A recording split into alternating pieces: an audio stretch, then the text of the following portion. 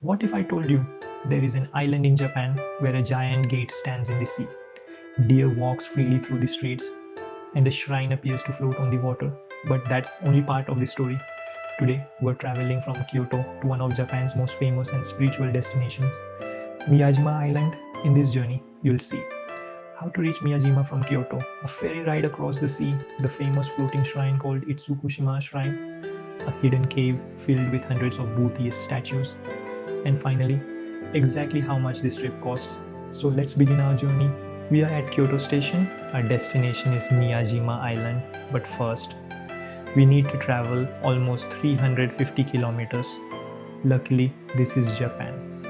So the journey is surprisingly easy. We boarded the Shinkansen, also known as the bullet train, and within minutes, we were speeding across Western Japan. One thing I always find amazing about Japan are how comfortable long distance travel feels. After around 1 hour and 40 minutes, we arrived at Hiroshima station.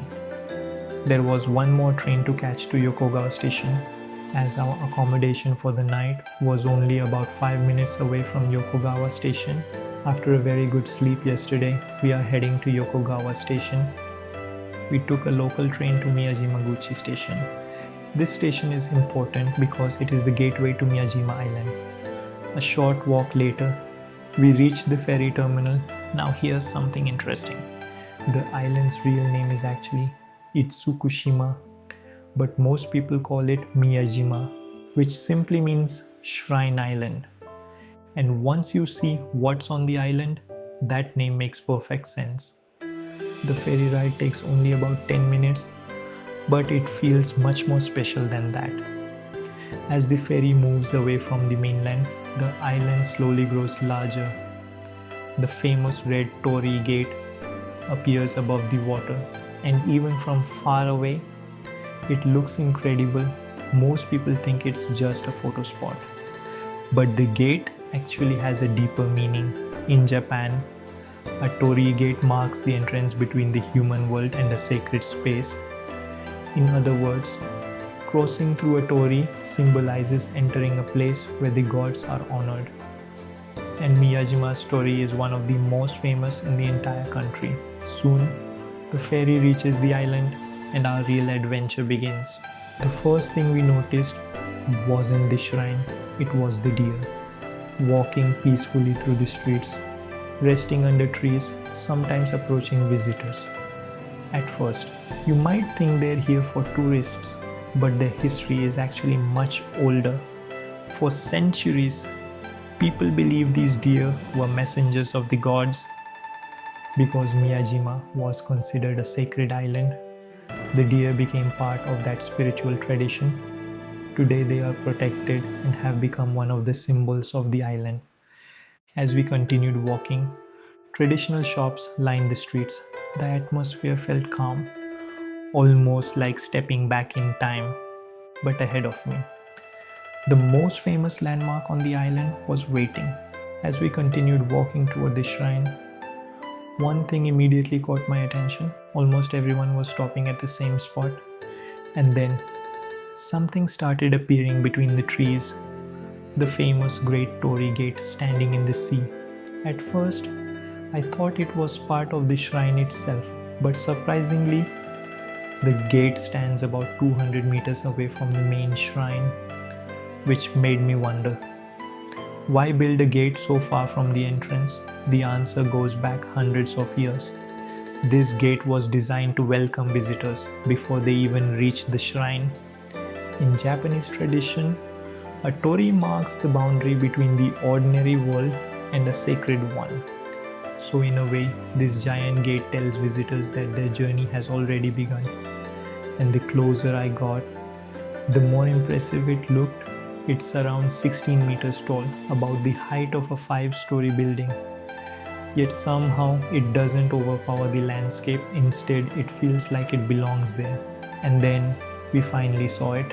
Itsukushima Shrine, one of Japan's most famous shrines.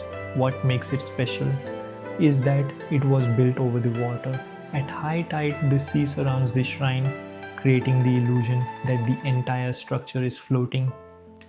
But why build a shrine like this?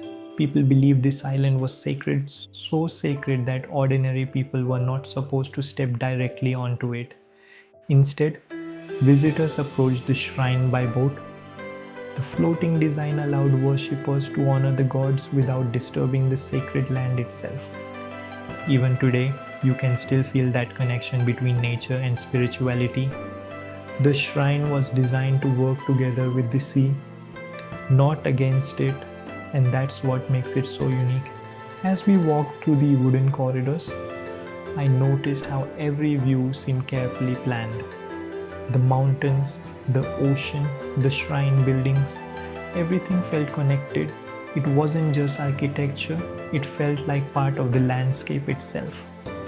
And then there was the giant Torii gate, standing proudly in the sea. One of the most surprising facts is that the gate isn't deeply buried into the seabed. Its massive weight helps keep it standing.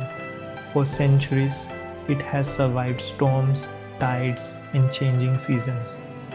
And today, it remains one of Japan's most iconic symbols. After exploring Itsukushima Shrine, Miyajima still had one more surprise waiting. And surprisingly, it's not one of the island's famous attractions. Most visitors come here for the floating shrine, take a few photos, and head back to the ferry, but hidden within Daishoin Temple is a place that tells a completely different story about Miyajima, a place connected to one of Japan's most important Buddhist pilgrimages. And that's where we are heading next. As we walked inside, we found hundreds of stone statues. At first glance, they all look similar, but their story is far more interesting than most visitors realize. These statues are connected to one of Japan's most famous spiritual journeys, the Shikoku pilgrimage, a route that connects 88 Buddhist temples across Shikoku Island. The complete pilgrimage covers nearly 1,200 kilometers and can take several weeks or even months to complete on foot. For centuries, many people dreamed of completing this pilgrimage. But not everyone had the time, money, or physical ability to make the journey. So Daishoin Temple created something remarkable. Inside this cave, each statue represents one of the 88 temples from the actual Shikoku pilgrimage. In other words, walking through this cave symbolically allows visitors to experience all 88 pilgrimage temples in one place. So as you walk through the cave, you are symbolically visiting every temple on the pilgrimage route without ever leaving Miyajima. Hundreds of lanterns covering the ceiling, their warm golden light fills the entire cave, creating a scene that feels almost otherworldly. The lanterns symbolize the light of Buddha, a reminder of wisdom, guidance, and hope. We noticed rows of sliding prayer wheels. Inside each wheel are sacred Buddhist teachings and scriptures. So as visitors walk past, they gently slide each wheel with their hand. You may also see people stopping to pray. Before ending today's journey, let's talk about the budget so far. For our group of 5 people, including transportation from Kyoto to Hiroshima, 1 night of accommodation in Hiroshima, local trains, Miyajima Ferry, and ticket of Itsukushima Shrine, we spent a total of approximately 88,350 yen. That works out to around 17,700 yen per person. And this isn't the final budget yet, because we are staying 1 more night in Hiroshima. Tomorrow, we'll be exploring one of the most important places in world history, the Hiroshima Peace Memorial Park and the Atomic Bomb Dome. So make sure to join us in the next episode. Until then, take care, and I'll see you in the next adventure.